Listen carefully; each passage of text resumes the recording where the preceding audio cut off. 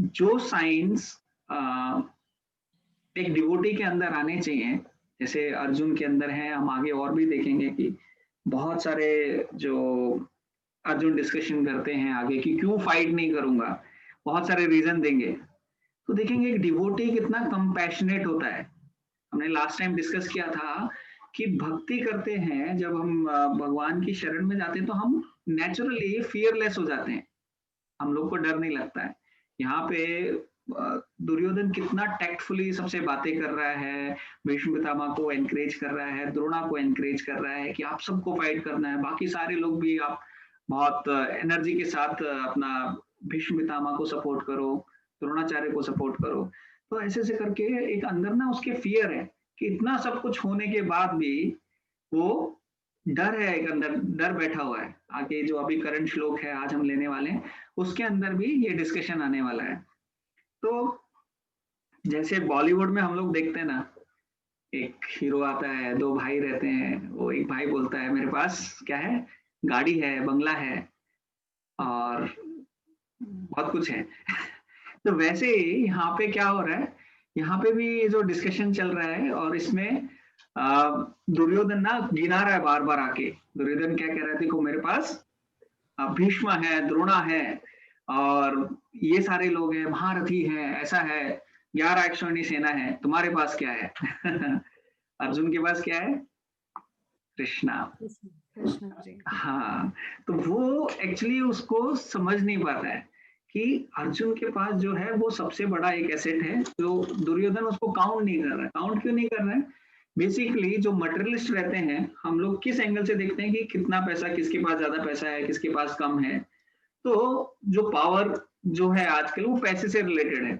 उस टाइम पे पावर जो योद्धा है कैसा फाइट करेगा, कौन है, तो उससे रिलेटेड रहती थी। अभी दुर्योधन को पता है कि अरे कृष्णा तो फाइट करने वाले ही नहीं है, तो ही इज नॉट काउंटेड है, वो उसका पावर जीरो है। बट ऐसा नहीं था, जो काउंसिल जो शिक्षा भगवान दे रहे थे युद्ध भूमि में अर्जुन को, वो बहुत ज्यादा इंपॉर्टेंट थी। और अर्जुन को पता था अगर सही गाइडेंस मिलेगी तो हमारी विक्ट्री पक्का है। भगवान हमारे साथ है तो हम फियरलेस हो जाएंगे, भगवान हमारे साथ हैं तो हम सेटिस्फाइड रहेंगे, भगवान हमारे साथ हैं तो हमसे कुछ गलत होगा ही नहीं। भगवान हमारे साथ हैं, मर गए तो क्या होगा, स्वर्ग लोग जाएंगे, जीत गए तो जीत ही गए, तो डरने की क्या बात है।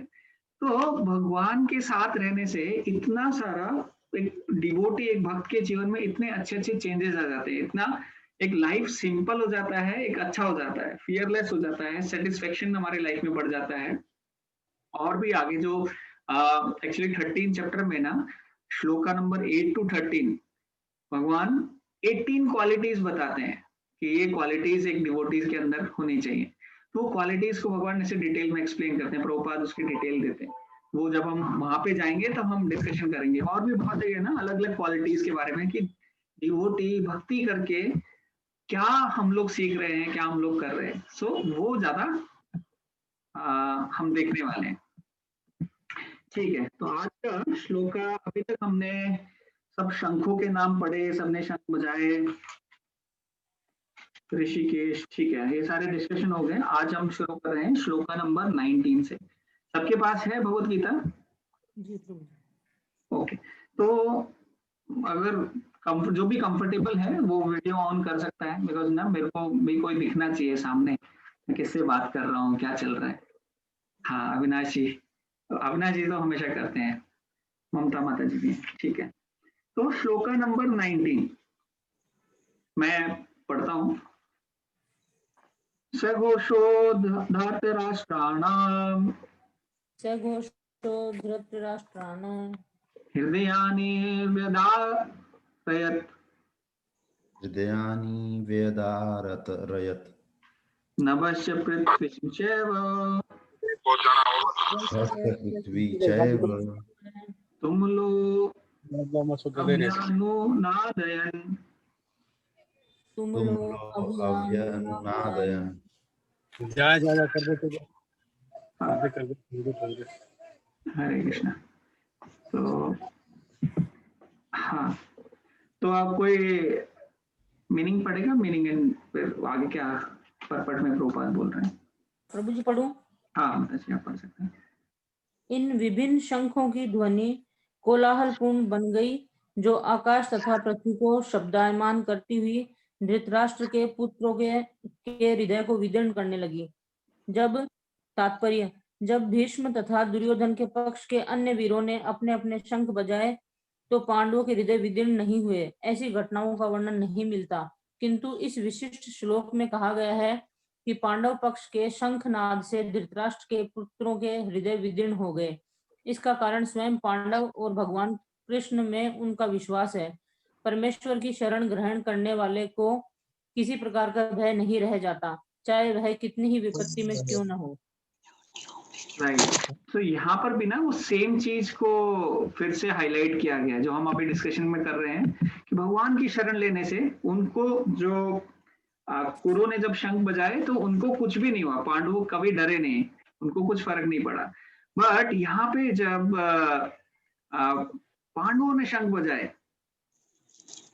तो एकदम जो धृतराष्ट्र के जो पुत्र थे उनके ना हार्ट शैटर्ड हो गए, उनके जो हृदय थे वो उनको डर लगने लगा, क्योंकि वो भगवान की शरण में नहीं है। जो भी भगवान की शरण में है उसको कोई डर नहीं है। तो यहाँ पे एक और इम्पोर्टेंट क्या है, जैसे हम ना अभी ये पढ़ तो रहे हैं पर इसका ना रियलाइजेशन हमको आ ही नहीं सकता। जैसे एक जब श्लोक जब शंख बजाए थे भीष्म पितामह ने, उसके बाद क्या बोलते हैं वो सारे चीजें बजाने लगे, कैटल ड्रम और ये वो युद्ध भूमि, वहां पे पूरा आप इमेजिन करो कि सारे लोग आए हुए हैं, इतने सारे लोग आए हैं और सिर्फ योद्धा लोग नहीं आए उनको सपोर्ट करने के लिए। अभी 18 दिन चलेगा तो उनके लिए खाना बनाने वाले जो राजा लोग आए थे, उनके साथ सर्वेंट आए हैं, सब लोग आए हैं, वो अलग बैठे हैं और ये युद्ध भूमि में सब लोग खड़े हुए। यहाँ पे जब शंख बज रहा है तो इतनी जोर से ध्वनि आ रही है, इतने सारे लोग शंख बजा रहे हैं। अब सोचो इतने सारे लोग एक साथ शंख बजा रहे हैं, तो जो पांडवों की साइड से जब शंख बज रहे हैं तो उसकी साउंड इतनी स्ट्रांग है कि उनका हार्ट में उनको अभी डर लग रहा है। भले ही हम लोग ज्यादा हैं, भले ही हमारे पास भीष्म पितामह है, पर फिर भी एक फियर है कि हम लोग जीतेंगे कि नहीं जीतेंगे। तो उसी को प्रभुपाद यहाँ पे बता रहे हैं कि देखो पांडवों के पास कॉन्फिडेंस है कि भाई भगवान हमारे साइड में है। ठीक है, आज बहुत ज्यादा फिलॉसफी हम डिस्कस नहीं करेंगे क्योंकि ये जो चैप्टर है इसमें ज्यादा फिलॉसफी नहीं है, हम लोग सेकंड चैप्टर में थोड़ा और अच्छे से डिटेल्स में आता है। Text number 20।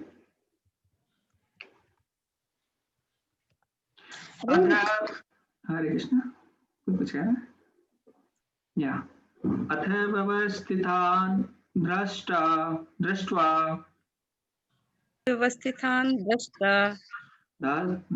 धार्तराष्ट्रान् कपिध्वजा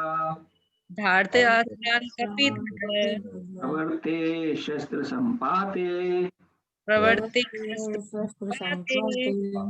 धनुरुदयमया पांडवा ऋषिकेशं तदा वाक्यम् इदम् अहा महीपते।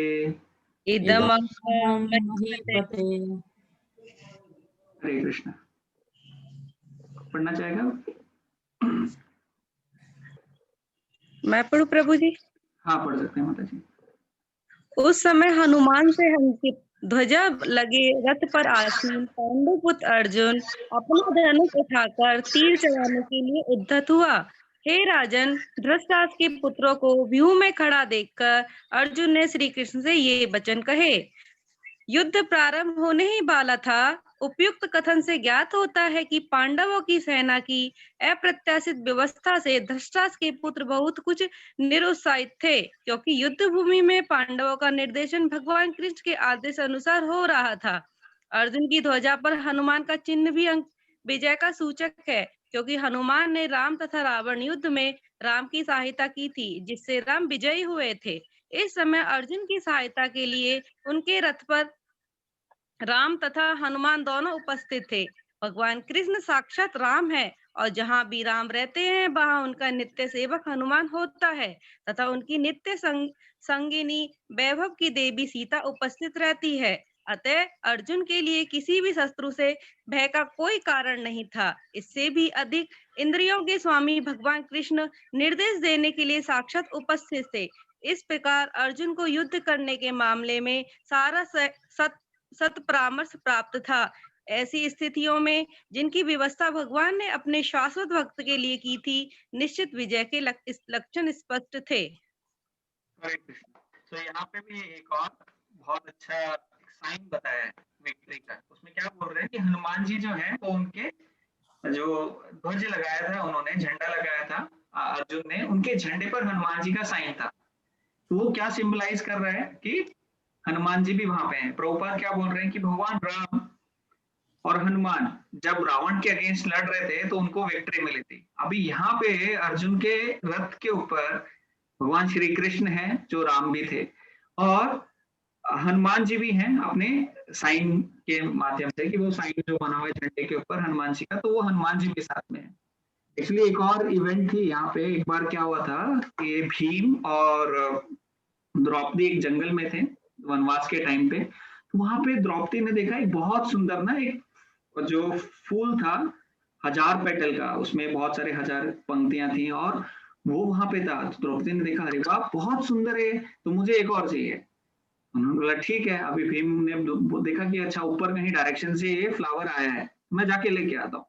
भीम उठे और वो जाने लगे। अभी भीम तो बहुत स्ट्रांग है, जंगल में रास्ता नहीं है तो रास्ता भी बनाते हुए जा रहे हैं, और रास्ते में जाते जाते जाते जाते उनको एक वानर दिखाई दिया। अभी वानर वो ऐसे लेटा हुआ था, वृद्ध था, और उन्होंने बोला अरे इतना बड़ा वानर है, इतना ये है, मेरे को जाना है, रास्ता दो, मैं भीम हूँ।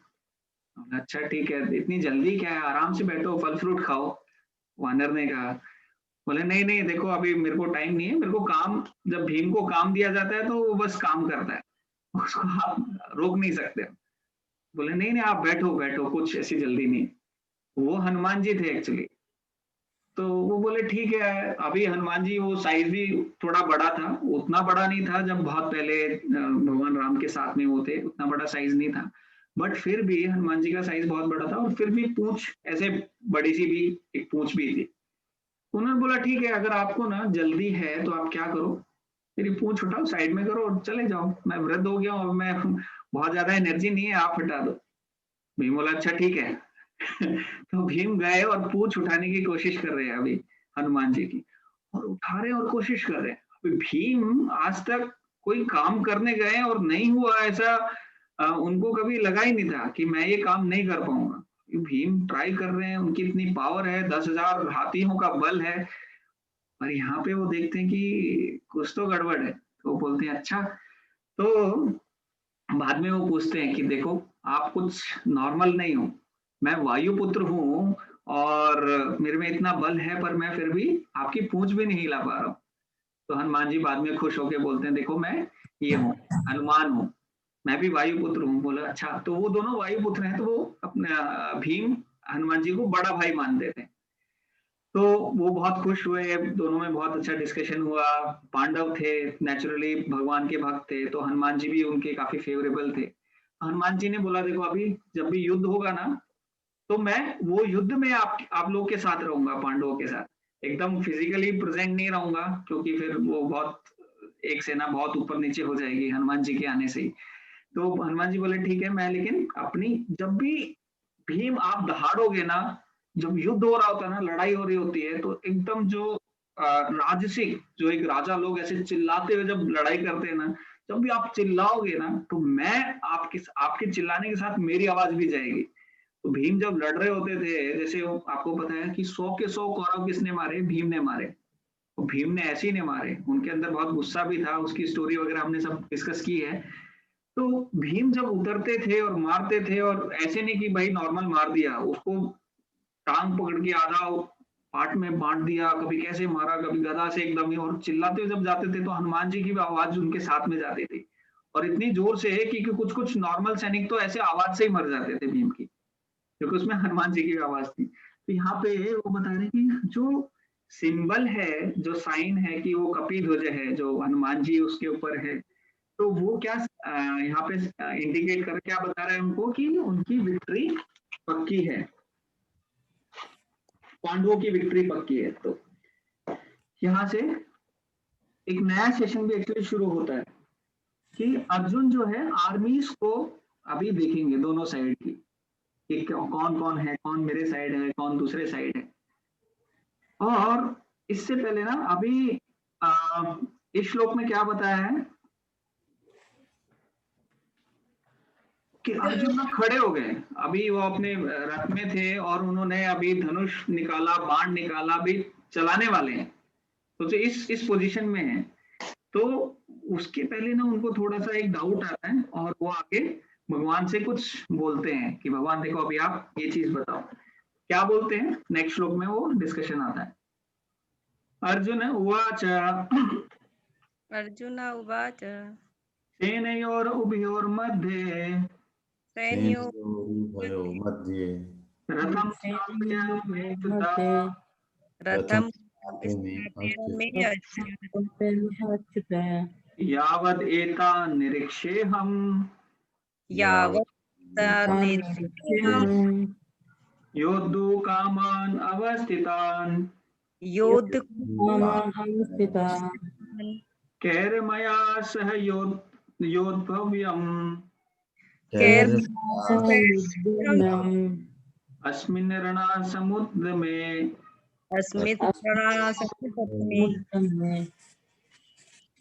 हरे कृष्णा। कोई पढ़ेगा? मैं पढ़ता। हाँ प्रभु।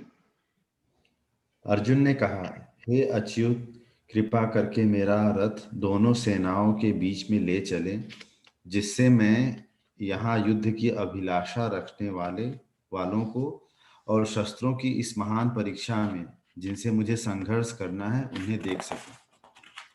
तात्पर्य, यद्यपि श्री कृष्ण साक्षात श्री भगवान हैं, किंतु वे अहेतु की कृपावश अपने मित्र की सेवा में लगे हुए थे। वे अपने भक्तों पर स्नेह दिखाने में कभी नहीं चूकते, इसलिए अर्जुन ने उन्हें अच्युत कहा है। सारथी रूप में उन्हें अर्जुन की आज्ञा का पालन करना था और इन्होंने इसमें कोई संकोच नहीं किया, अतः उन्हें अच्युत कहकर संबोधित किया गया है। यद्यपि उन्होंने अपने भक्त का सारथी पद स्वीकार किया था, किंतु इससे उनकी परम स्थिति अक्षुण्ण बनी रही। प्रत्येक परिस्थिति में वो इंद्रियों के स्वामी श्री भगवान ऋषिकेश हैं। भगवान तथा उनके सेवक का संबंध अत्यंत मधुर एवं दिव्य होता है। सेवक स्वामी की सेवा करने के लिए सदैव उद्यत रहता है और भगवान भी भक्त की कुछ न कुछ सेवा करने की कोशिश में रहते हैं।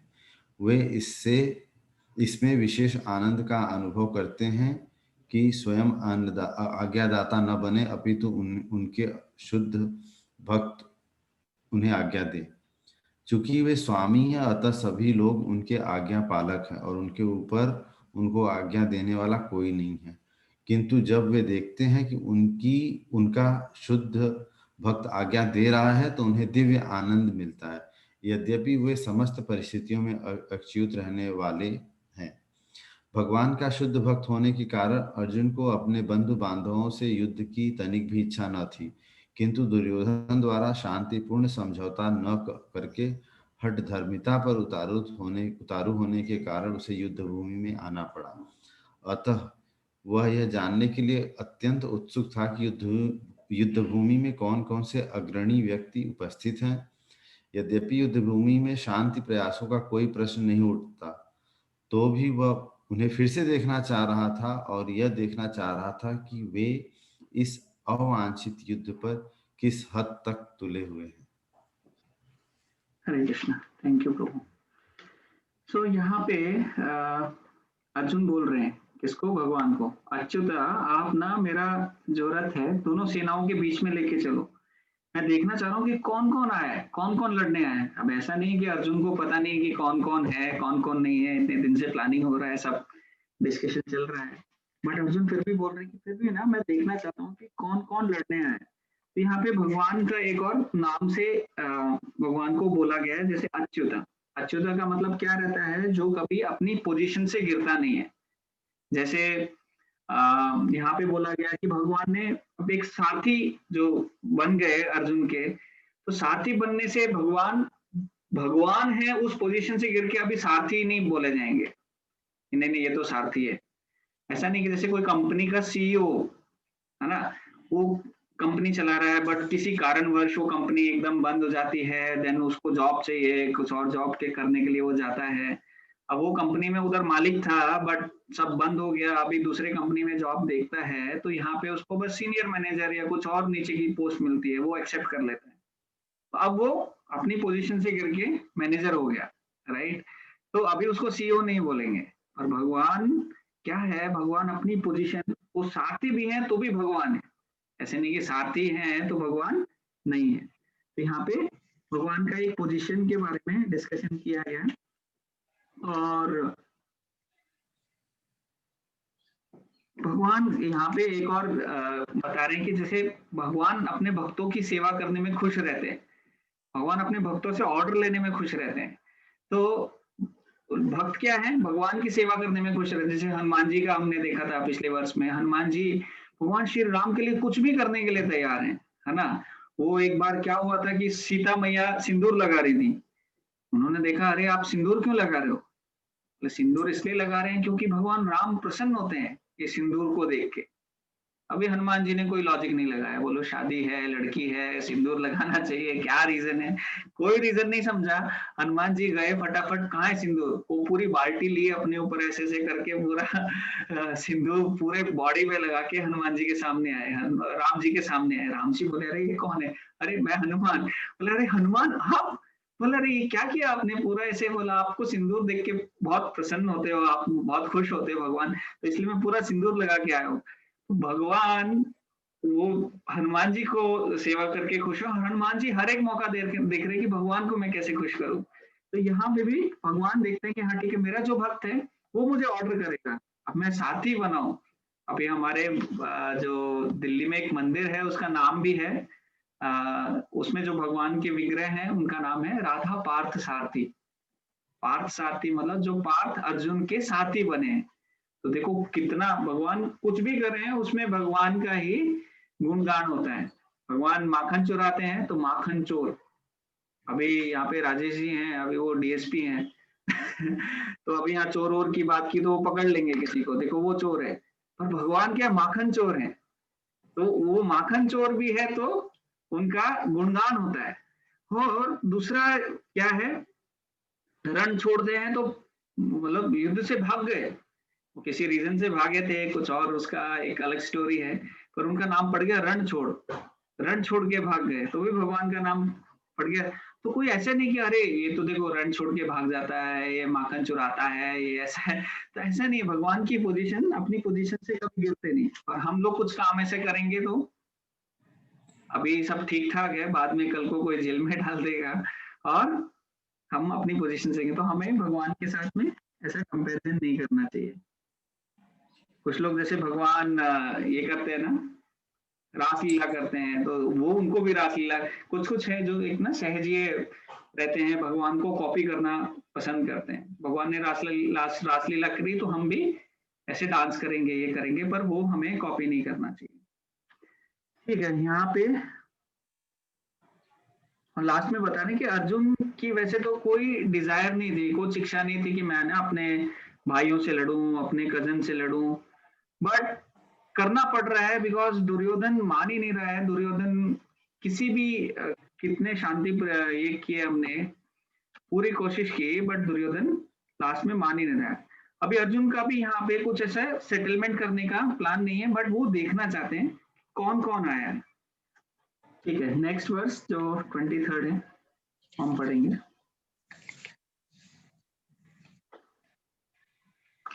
योत्सयमानान् अवेक्षेऽहम् योत्सयामानान् या एते अत्र समागतः या ये अत्र समागतः धृतराष्ट्रस्य दुर्बुद्धिर् राष्ट्रस्य दुर्बुद्धिः युद्धे प्रिया चिकीर्षव युद्धे प्रिय चिकीर्षव। हरे कृष्ण। कोई और पढ़ना चाहेगा तो, जिसने पढ़ा नहीं अभी तक?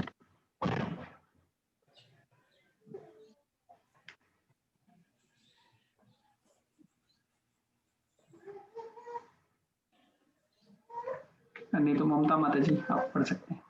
जी प्रभु जी। मुझे उन लोगों को देखने दीजिए जो यहाँ पर धृतराष्ट्र के दुर्बुद्धि पुत्र दुर्योधन को प्रसन्न करने की इच्छा से लड़ने के लिए आए हुए हैं।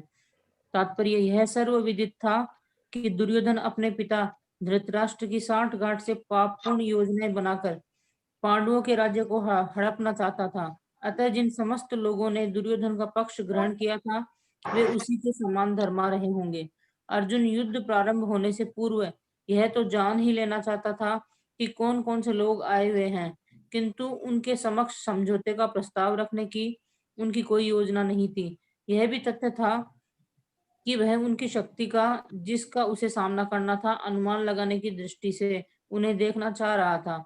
यद्यपि उसे अपनी विजय का विश्वास था क्योंकि कृष्ण उसकी बगल में विराजमान थे। हरे कृष्ण। तो यहाँ पे भी ना दुर्योधन को बोला दुर्बुद्धि। जो दुर्बुद्धि है उसके साथ में, धृतराष्ट्र का पुत्र है दुर्बुद्धि, उसके साथ में कौन कौन आया ये मैं देखना चाहता हूँ। तो इतना जो दुर्योधन था इतना दुर्बुद्धि था, इतना उसका जो दिमाग उल्टे कामों में चलता था कि इसकी कोई लिमिट ही नहीं है। अभी शाल्य जो थे वो पांडवों के साइड से लड़ने आ रहे थे और अपनी सेना लेके आ रहे थे। अभी इतना लंबा जर्नी होता था तो आप हमारे साइड से आ रहे, तो बीच में ना ट्रांजिट कैंप रहते थे। ट्रांजिट कैंप मतलब कि वहां पे बीच में अभी रात हो गई तो रुकेंगे, थोड़ा रेस्ट करेंगे, फिर आगे चलेंगे, फिर ऐसे आएंगे आगे। तो शाल्य एक रास्ते में आ रहे थे, एक ट्रांजिट कैंप था, वहां पे रुके, उनको बहुत अच्छा प्रसाद मतलब खाना खिलाया गया, सब कुछ अच्छे से रहने के लिए किया गया, 2-4 नौकर चाकर और एक्स्ट्रा सब कुछ दिए गए। तो इतने खुश हो गए, मैं बोले वाह इतना अच्छा मेरा आपने देखभाल की है। जिसने भी वो एक्चुअली जानते थे युधिष्ठिर के साइड से लड़ने आ रहे हैं, पर वो ये बोलना चाह रहे थे आपने इतना अच्छा से किया, मैं आपके लिए सब कुछ करूंगा। तो तभी वहां पे दुर्योधन आ जाते हैं कि अच्छा धन्यवाद, देखो हमने आपके लिए किया। वो बोलते हैं अरे नहीं मैं तो युधिष्ठिर सोच रहा था। बोल नहीं अभी तो आपने बोल दिया, अभी आपको हमारे साइड से फाइट करना पड़ेगा। तो ऐसे ना पहले 9 अक्षौहिणी बंटने वाले थे। तो अक्षौहिणी मतलब एक राजा, उसके साथ में बड़ी सेना, सेना का डिवीजन अलग रहता है। तो ये चीटिंग कर करके अपनी दुर्बुद्धि चला चला के उसने 7 और 11 कर दिया और ऊपर से कृष्णा की भी नारायणी सेना लेके आ गया। तो दुर्बुद्धि यहाँ पे बताया गया कि, और देखो यहाँ पे ना बहुत सारे एक्चुअली भगवत गीता के हर एक श्लोक में बहुत सारे लेसन है जो हम सीख सकते हैं। यहाँ पे बोल रहे हैं कि वो जो प्लान जो दुर्योधन कर रहा है ना, अकेला नहीं कर रहा है, उसके साथ में धृतराष्ट्र है, अरे उसके पिताजी सपोर्ट कर रहे हैं। पेरेंटिंग का बहुत बड़ा रोल है कि आप क्या शिक्षाएं दे रहे हो। आप अंधे हो पर उसकी गलत चीजों को भी आप बढ़ावा दे रहे हो। तो उससे क्या हो गया, धृतराष्ट्र का बेटा अभी वैसा हो गया, अभी वो मेरा बेटा है, जो भी चाहिए मैं दूंगा, जो भी चाहिए वो करूंगा। तो इसलिए वो इतना दुर्बुद्धि और हो गया कि पिताजी का भी सपोर्ट है। पिताजी पहले मना कर दे नहीं देखो ये गलत है, ये मत करो, इसमें हमारा सपोर्ट नहीं है। कुछ भी हो रहा है, मेरा बेटा, मेरा राजा, मेरा तो काला भी लाल है। तो इतना ज्यादा इसको सपोर्ट किया गया दुर्योधन, तो इतना दुर्बुद्धि हो गया। और यहाँ पे क्या बता रहे हैं कि उसके साथ में जो भी है, दुर्योधन के साथ में जो भी है, उन सबको एक ही कैटेगरी में रखा जाएगा। क्यों? क्योंकि अगर कोई बुरे का सपोर्ट कर रहा है तो डेफिनेटली वो वैसे ही सोच विचार रखता होगा। तो एसोसिएशन के हिसाब से यहाँ पे भी बताया गया। ठीक है, नेक्स्ट श्लोक में जाएंगे। संजय उवाच संजय एवं उक्तो ऋषिकेशो एवं गुडाकेशेन भारत भारत सेनयोरुभयोर्मध्ये सैन्यों मध्ये स्थापयित्वा रथोत्तमम् स्थापयित्वा रथोत्तमम्। हरे कृष्ण। आप पढ़ेंगे नेक्स्ट टू? जी। संजय ने कहा, हे भारतवंशी, अर्जुन द्वारा इस प्रकार संबोधित किए जाने पर भगवान कृष्ण ने दोनों दलों के बीच में उस उत्तम रथ को लाकर खड़ा कर दिया। तात्पर्य, इस श्लोक में अर्जुन को गुणाकेश कहा गया है। गुणा का अर्थ है नींद, और जो नींद को जीत लेता है वह गुणाकेश है। नींद का अर्थ अज्ञान भी है, अतः अर्जुन ने कृष्ण की मित्रता के कारण नींद तथा अज्ञान दोनों पर विजय प्राप्त की थी। कृष्ण के भक्त के रूप में वह कृष्ण को क्षण भर भी नहीं भुला पाया, क्योंकि भक्त का स्वभाव ही ऐसा होता है। यहाँ तक कि चलते अथवा सोते हुए भी श्री कृष्ण के नाम, रूप, गुणों तथा लीलाओं के चिंतन से भक्त कभी मुक्त नहीं रह सकता। अतः कृष्ण का भक्त उनका निरंतर चिंतन करते हुए नींद तथा अज्ञान दोनों को जीत सकता है। इसी को कृष्ण भावनामृत या समाधि कहते हैं। प्रत्येक जीव की इंद्रियों तथा मन के निर्देशक अर्थात ऋषिकेश के रूप में कृष्ण अर्जुन के मंतव्य को समझ गए कि वह क्यों सेनाओं के मध्य में रथ को खड़ा करवाना चाहता है। अतः उन्होंने वैसा ही किया और फिर वे इस प्रकार बोले। हरे कृष्णा। हरे कृष्ण। तो यहाँ पे क्या हो रहा है, फिर से संजय वो आज फिर से बहुत बता रहे हैं। यहाँ देखो संजय फिर से बता रहे कि अर्जुन ने रिक्वेस्ट किया भगवान को कि आप दोनों सेनाओं के बीच में रथ को लेके चलो, और साथ में फिर भगवान बोलते हैं ठीक है, अभी आप बोल रहे हो मैं लेके चलता हूँ। भक्त ऑर्डर कर रहा है और भगवान लेके जा रहे हैं। पर यहाँ पे बहुत इंपॉर्टेंट ना देखने वाला क्या एक इंपॉर्टेंट चीज है कि भगवान की एक तरह से एंट्री हो रही। जैसे मूवीज में ना आप देखते हो, अभी तो मैं नहीं देखता, पर पहले पिक्चर में ना एंट्री होती थी हीरो की। साउथ इंडियन मूवीज में तो और हाई फाई एंट्री होती है, कभी आप देखोगे। लेकिन बॉलीवुड या कुछ ऐसे मूवीज में ना तो हीरो की एंट्री ऐसे डायरेक्ट नहीं होती। हीरो आया, और ऐसी तो बिल्कुल नहीं होती कि कोई कार चला रहा है, वो ड्राइवर हीरो है और वो दरवाजा खोल रहा है, एक नॉर्मल आदमी निकल रहा है। राइट, यहाँ पे भगवान की ना वैसे ही एंट्री। हीरो आएगा, वो दो बाइक चल रहे होंगे, दोनों बाइक पे एक एक पांव होंगे उसके, या कुछ और होगा, या फिर ऐसे भाग रहा होगा। उसके पहले शूज दिखाएंगे, ऐसे कार से उतर रहा है तो शूज के ऊपर फोकस करेंगे, फिर उसने क्या पहना है, कैसे फिर मुड़ेगा या चश्मा निकालेगा, कुछ ऐसा करेगा। तो हीरो को ना बहुत ज्यादा ऐसे दिखाया जाता है, देखो कितना बड़ा आदमी है, कितना ये है हमारा हीरो। पर भगवान यहाँ पर सब कुछ करा रहे हो। अभी हमने डिस्कस किया था कि कैसे पूरा जो प्लान है भगवान का ही है, भगवान ही करा रहे हैं, भगवान ही पूरी लड़ाई करवा रहे हैं।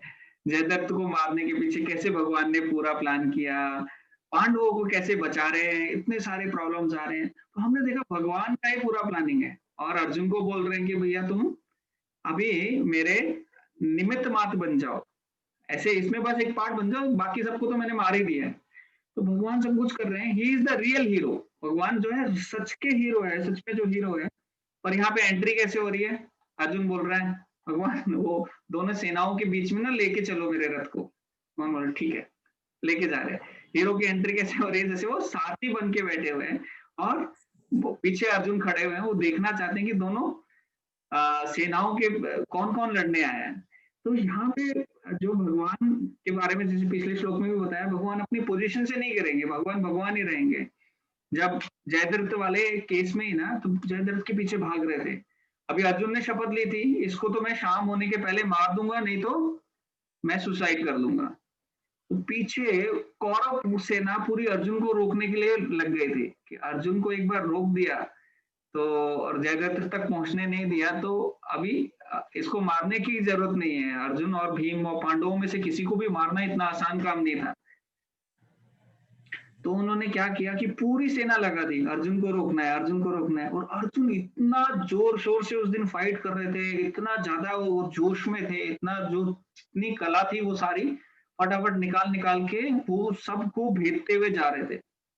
भगवान बोले अरे अर्जुन ये क्या कर रहे हो आप, ये जो आपके जो घोड़े हैं ना, इनकी एनर्जी चली गई है, इनकी बैटरी डाउन हो गई है। अभी अगर आप कंटिन्यू चलाओगे और भागोगे तो ये घोड़े गिर जाएंगे। भले अग्नि ने दिए हैं, किसी भी डायरेक्शन में कितना भी चल सकते हैं, बट बहुत ज्यादा फियर्स फाइट हो रही है, इतनी ज्यादा तेज लड़ाई हो रही है, कुछ रोको, इनको थोड़ा विश्राम देना पड़ेगा। तो अर्जुन ने बोला ठीक है। अर्जुन ने फटाफट बाण निकाले, उधर फेंस बनाया, पूरा गार्डन क्रिएट किया, पानी वानी निकाला, और भगवान उस समय रथ के नीचे उतरे। घोड़ों को भगवान ने वहां से घास खिलाई, पानी पिलाया, और घोड़ों की मसाज भी कर रहे।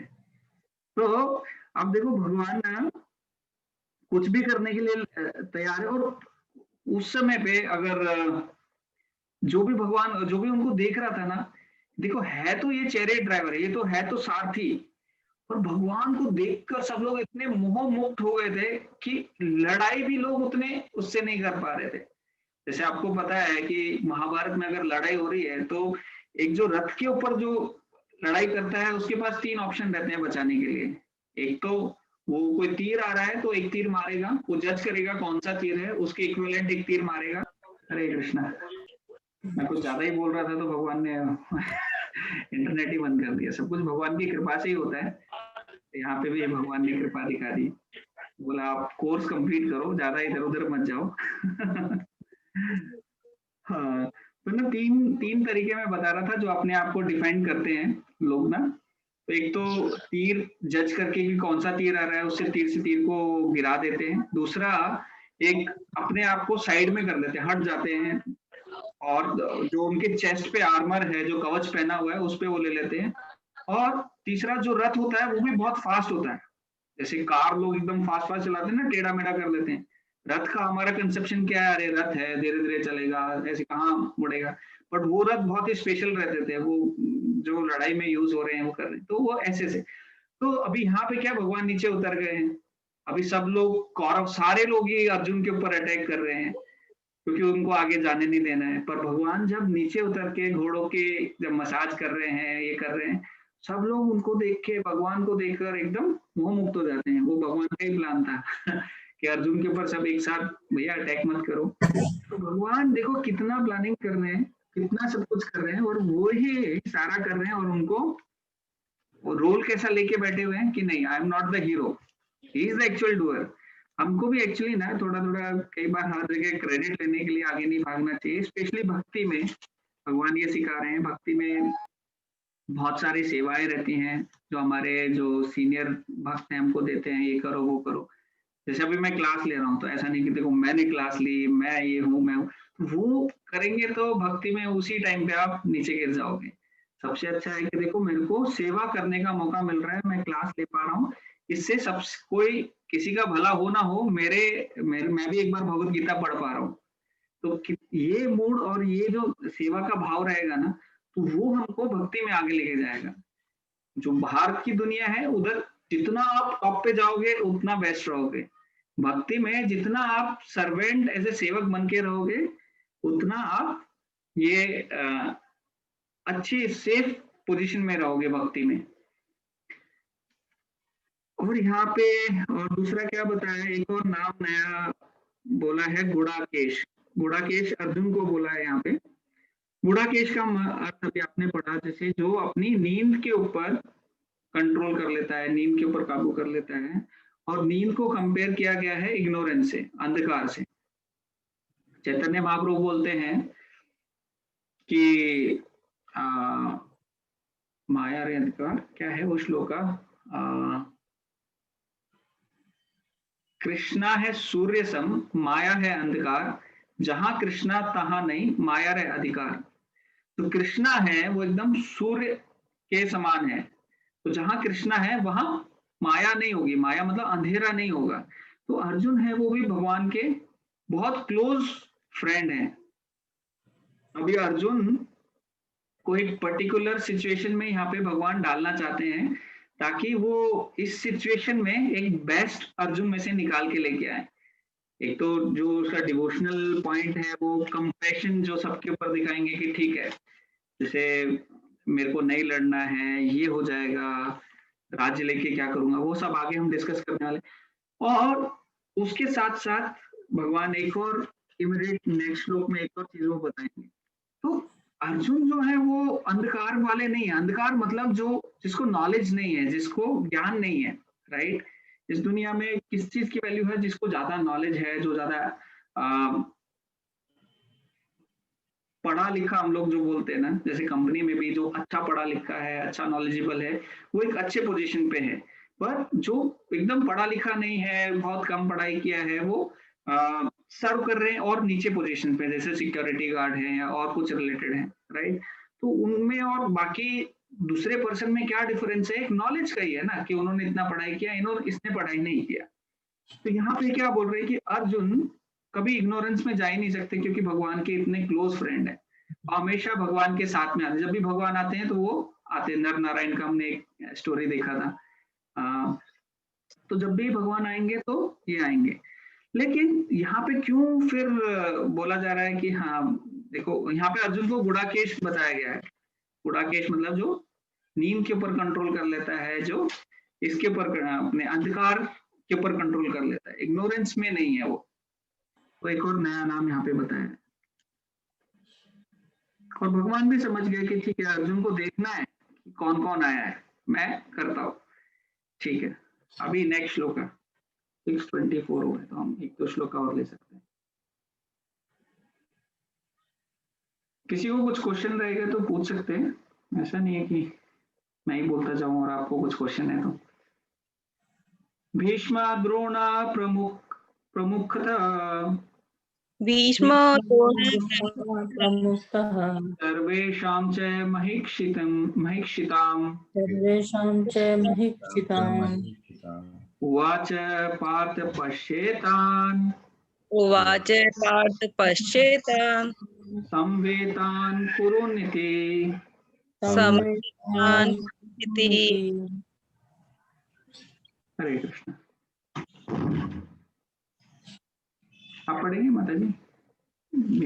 आप कोई और? हाँ पढ़ते प्रभु जी।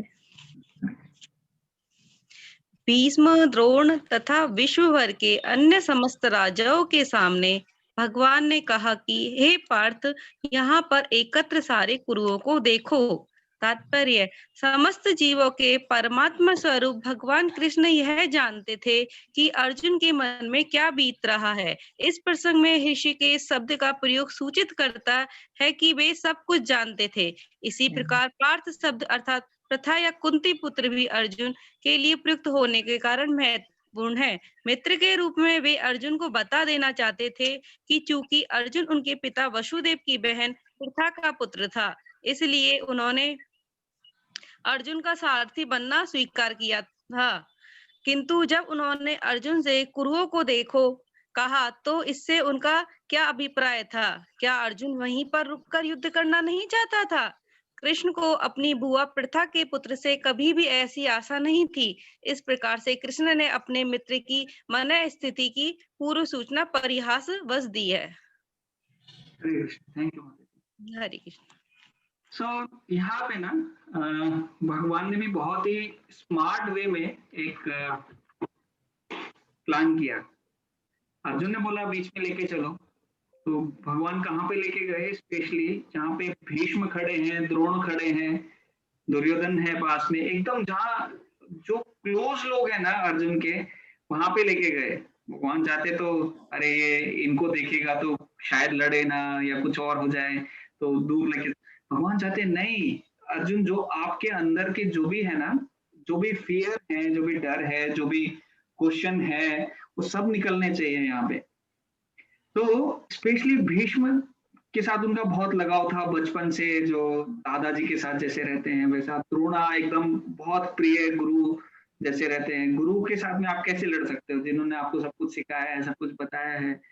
और बहुत सारे जो गुरुज हैं, आगे ना नाम भी आएंगे, हाँ नेक्स्ट श्लोक में नाम आते हैं, ग्रैंडफादर, टीचर वगैरह।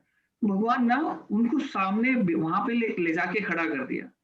अभी हमको किसी के अगेंस्ट कुछ करना है, तो जो जिसके साथ हमारा रिलेशन ज्यादा नहीं है, जैसे यहाँ पे मोनिका है, हमारी कंपनी में है वो HR, तो कंपनी में जैसे किसी को फायर करना होता है और किसी को आप जानते नहीं हो, और किसी का पता चला चलो अच्छा परफॉर्मेंस नहीं है, काम कंपनी के हिसाब से काम नहीं कर रहा है, मैनेजमेंट ने बोला है कॉस्ट कम करना है, तो निकाल दो, राइट।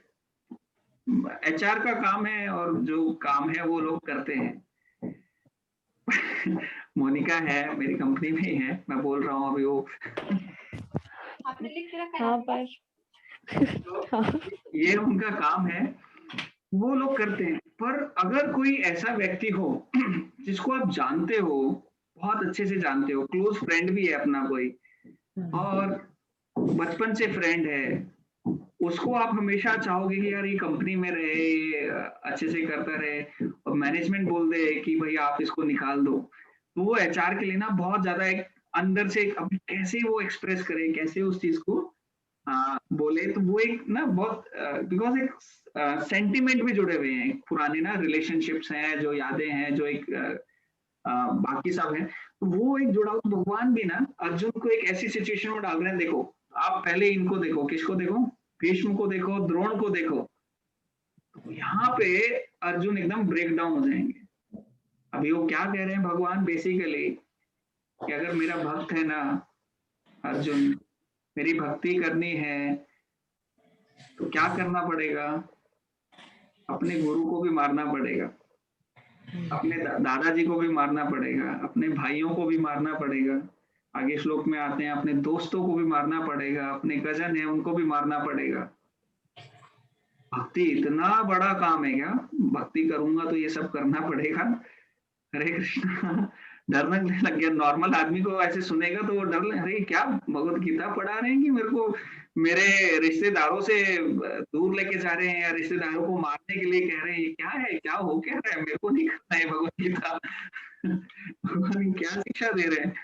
पर आगे जब आप देखोगे कि क्यों भगवान ऐसा कह रहे हैं, उसके पीछे रीजंस क्या है, अभी आगे अर्जुन एकदम टूटने वाले हैं वो, क्योंकि इनको देखेंगे कोई भी अपने गुरु को नहीं मार सकता है, कोई भी अपने दादाजी जिन्होंने हमेशा प्यार किया है, कुछ गलत अभी तक तुमको कुछ किया नहीं है, कुछ गलत सिखाया नहीं है, कुछ आपके फ्रेंड हैं जो साइड में है बिकॉज ऑफ कुछ मजबूरी है उनकी, पर फिर भी आपको उनको मारना है।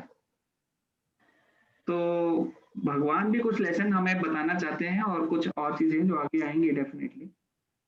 पर भगवान ने स्पेशली जाके फिर बीच में भी कहाँ खड़ा किया, जहाँ पे द्रोणा है, भीष्म है और ये सब लोग हैं। एक्चुअली अर्जुन ना बाण उठा चुके थे पहले ही लड़ने के लिए, फिर उन्होंने बोला चलो दिखाओ एक बार कौन कौन है। ठीक है, और यहाँ पे प्रभुपाद भी बोल रहे, हाँ पार्थ के ऊपर बता रहे हैं। यहाँ पे एक और नाम भगवत गीता में ना अलग अलग नाम आते हैं लोगों के, कहीं पे पार्थ बोला है, कहीं पे गुड़ाकेश बोला है, भगवान के भी नाम है, अच्युत है, ऋषिकेश है, माधव है, और भी अलग अलग नाम हैं जो आगे आएंगे। तो यहाँ पे उन नामों का भी सिग्निफिकेंस होता है। हम किसी को ज्यादा एक्साइट करना है किसी चीज के लिए, तो उससे रिलेटेड हम कुछ एक नाम बोलेंगे, देखो तुम कितने बलशाली हो। किसी के पास अगर आप, जैसे हम जन्माष्टमी के लिए डोनेशन लेने जाते हैं, तो कोई कितना भी बड़ा कंजूस रहता है, उसको बोलते देखो आप कितने दानवीर हो, आप कितने अच्छे हो, आप ये हो, भगवान का मंदिर है, जन्माष्टमी है, उसके लिए आप कुछ दान दो। तो आदमी बोलता है हाँ देखो थोड़ा दानवीर कह रहा है, मुझे अच्छा बोल रहा है, दे देता हूँ, तो वो कुछ ऐसा दान आगे दे देता है। तो ऐसे ही यहाँ पे जो अलग अलग नाम है वो भी कुछ कुछ सिग्निफाई करते हैं। जैसे प्रथा, एक्चुअली जो भगवान के पिता थे वासुदेव, वासुदेव की बहन थी ये प्रथा, और प्रथा को फिर कुंती भोज के पास ले गई थी, और वहां से कुंती, उनका नाम कुंती पड़ा, और ऐसे अलग अलग स्टोरी है। वो स्टोरी मतलब, तो वो उनकी बुआ के बेटे हैं बेसिकली, अर्जुन जो है भगवान की बुआ के ही बेटे हैं। तो यहाँ पे वैसे उनको बोल रहे हैं कि देखो आप प्रथा हो, आप इतनी अच्छी फैमिली से हो, आप ऐसे नहीं हो, आप पीछे हटने वालों में से नहीं हो। आप देखो यहाँ पे कुरु जो लोग आए हैं ना, कुरु को आप ध्यान से देखो। अभी कुरु में और कौन कौन भगवान दिखा रहे हैं, यहाँ पे देखो नेक्स्ट श्लोक में आता है, तत्रापश्यत्सितं पार्थ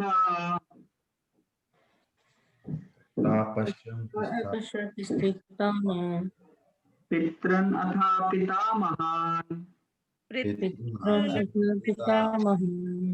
आचार्यान् मातुलान् भ्रातॄन् आचार्यान् मातुलान् भ्रातॄन् पुत्रान् पौत्रान् सखीं तथा पुत्रान् पौत्रान् सखीस्तथान् स्वशूरान् सुहृदश्चैव शशुरान् सहृदश्चैव सेनयोरुभयोरपि।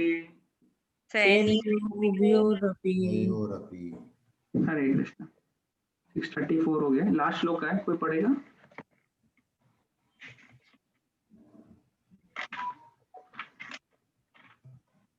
अविनाश को आप पढ़ेंगे? जी, हरे कृष्ण।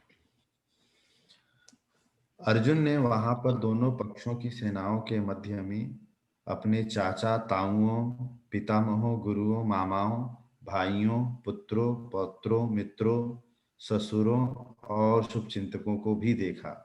तात्पर्य: अर्जुन युद्ध भूमि में अपने सभी संबंधियों को देख सका। वह अपने पिता के समकालीन भूरिश्रवा जैसे व्यक्तियों, भीष्म तथा सोमदत्त जैसे पितामहों, द्रोणाचार्य तथा कृपाचार्य जैसे गुरुओं, शल्य तथा शकुनी जैसे मामाओं, दुर्योधन जैसे भाइयों, लक्ष्मण जैसे पुत्रों, अश्वत्थामा जैसे मित्रों एवं कृतवर्मा जैसे शुभचिंतकों को देख सका।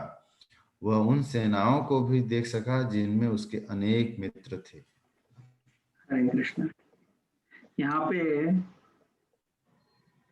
अभी ना अर्जुन सिर्फ कुरु को नहीं देख रहे हैं, अभी दोनों साइड देख रहे हैं, मिड्स ऑफ द आर्मी, ऐसे दोनों सेनयोर उभयोर अपि, उभयोर मतलब दोनों सेनाओं के साइड से देख रहे हैं। दोनों सेना में देख रहे हैं, अरे छोटा भाई बड़े भाई से लड़ने वाला है, ये मेरे मामा इससे लड़ने वाले हैं, अश्वत्थामा इससे लड़ने वाला है।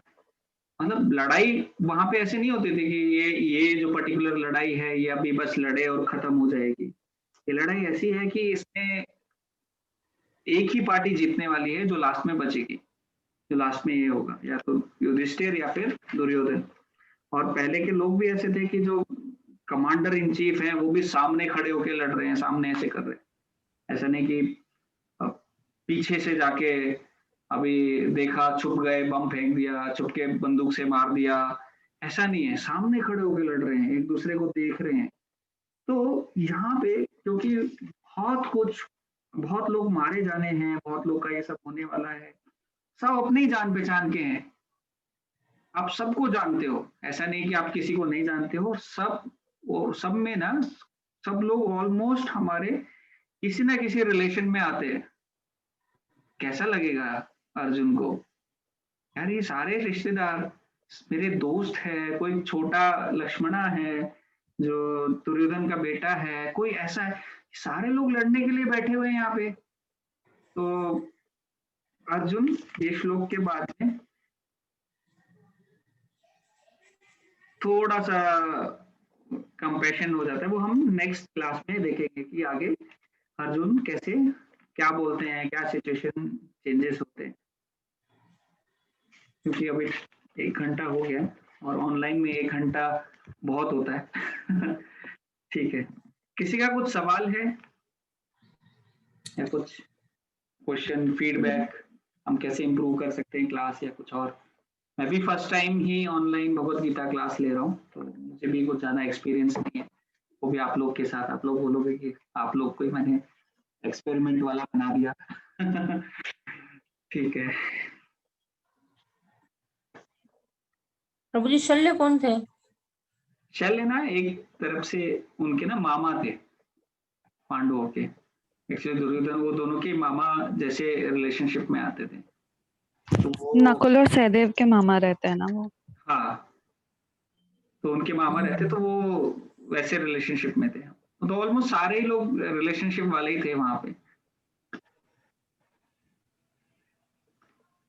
और प्रभु जी ये जो प्रथापुत्र अर्जुन को कहा गया है, तो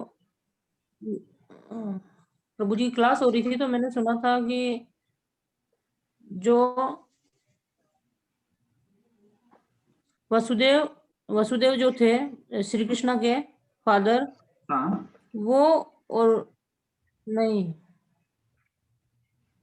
वो और वसुदेव और देवकी जो थे, कुंती जो है वो दोनों बहन भाई थे। बाद में वो कुंती हाँ, भोज के पास कुंती जी चली गई थी, तो उनका नाम प्रभु जी, पर बैकग्राउंड में ये स्टोरी थी कि वसुदेव और देवकी जो थे वो प्रथा, और वसुदेव का नाम याद नहीं आ रहा पिछले जन्म में क्या था।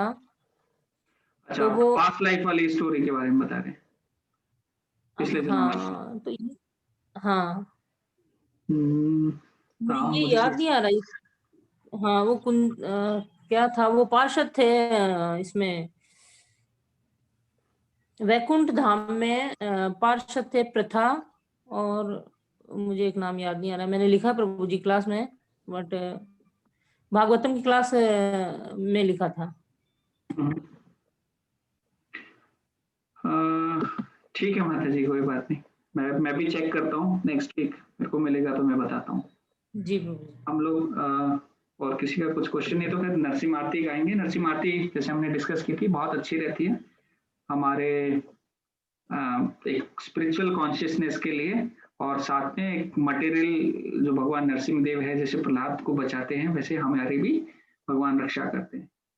अभी मेरे पास कहीं लिखी हुई तो नहीं है, मैं स्क्रीन पे फटाफट।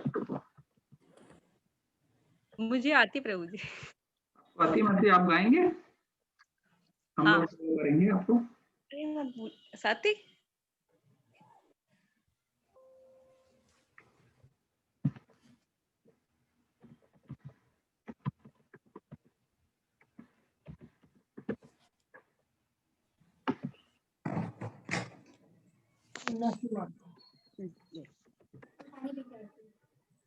गाओ चल।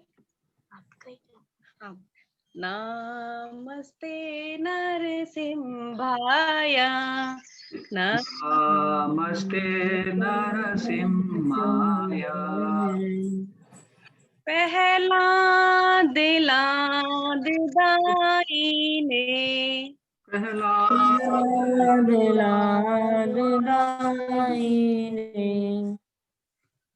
हिरण्यकाशिप आई थिंक प्रभु जी में थोड़ा आकाशे पूर्वक्षः, हिरण्यकाशिपूरक्षः,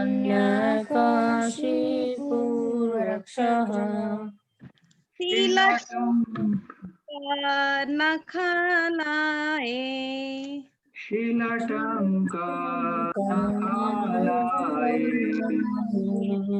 नरसिंह परितो नरसिंह, इतो नरसिंहा तो नरसिम्हा, यतो यतो यामिता तो नरसिंह, यतो यतो यातो हे नरसिंह हृदय नरसिंह, बाहेर नरसिंहा हृदय नरसिम्हा, नरसिंह आदिम शरणं प्रपदे, नरसिंहमदिं शरणं प्रपदे, अब कर कमल बरे नाखम अद्भुत श्रृंगार, कमलवरे नाखम अद्भुत श्रृंगार, सीता हिरण्यकशिपु तनुभृङ्गम्, दरिता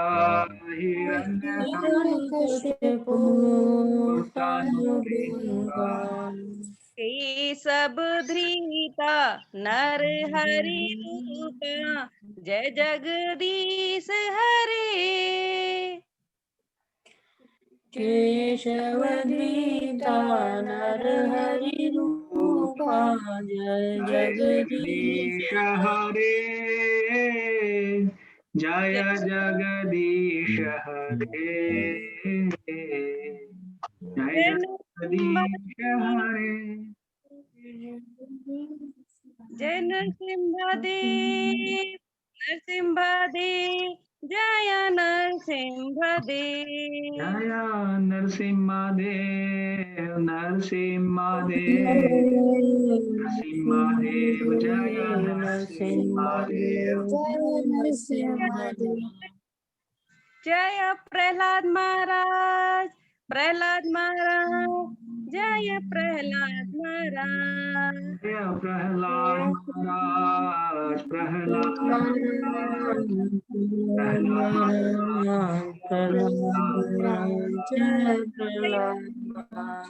जय प्रभुपाद, प्रभुपाद, जय प्रभुपाद। जय जय प्रभुपाद,